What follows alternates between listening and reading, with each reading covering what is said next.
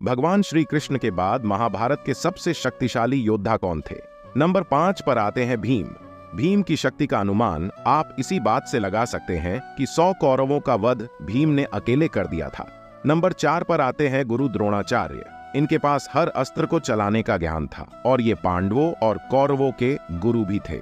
Number 3 पर आते हैं अर्जुन। अर्जुन के पास भी कई अस्त्रों का ज्ञान था। अर्जुन ने ही कौरवों की आधी सेना को मारा था। इनमें भीष्म और कर्ण भी शामिल है। नंबर 2 पर आते हैं कर्ण। कर्ण को उनके कवच और कुंडल के साथ कभी भी हराया नहीं जा सकता था। कहते हैं कवच और कुंडल दान करने के बाद भी युद्ध में कर्ण से जीतना असंभव था। नंबर 1 पर आते हैं भीष्म। भीष्म को इच्छा मृत्यु का वरदान प्राप्त था। इनकी शक्ति का अनुमान तो आप इसी बात से लगा सकते हैं कि उन्होंने भगवान परशुराम को युद्ध में हराने का साहस दिखाया था।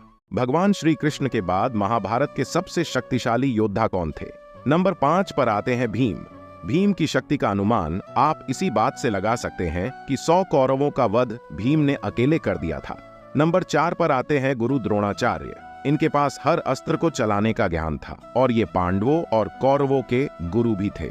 नंबर 3 पर आते हैं अर्जुन। अर्जुन के पास भी कई अस्त्रों का ज्ञान था। अर्जुन ने ही कौरवों की आधी सेना को मारा था। इनमें भीष्म और कर्ण भी शामिल है। नंबर 2 पर आते हैं कर्ण। कर्ण को उनके कवच और कुंडल के साथ कभी भी हराया नहीं जा सकता था। कहते हैं कवच और कुंडल दान करने के बाद भी युद्ध में कर्ण से जीतना असंभव था। नंबर 1 पर आते हैं भीष्म। भीष्म को इच्छा मृत्यु का वरदान प्राप्त था। इनकी शक्ति का अनुमान तो आप इसी बात से लगा सकते हैं कि उन्होंने भगवान परशुराम को युद्ध में हराने का साहस दिखाया था।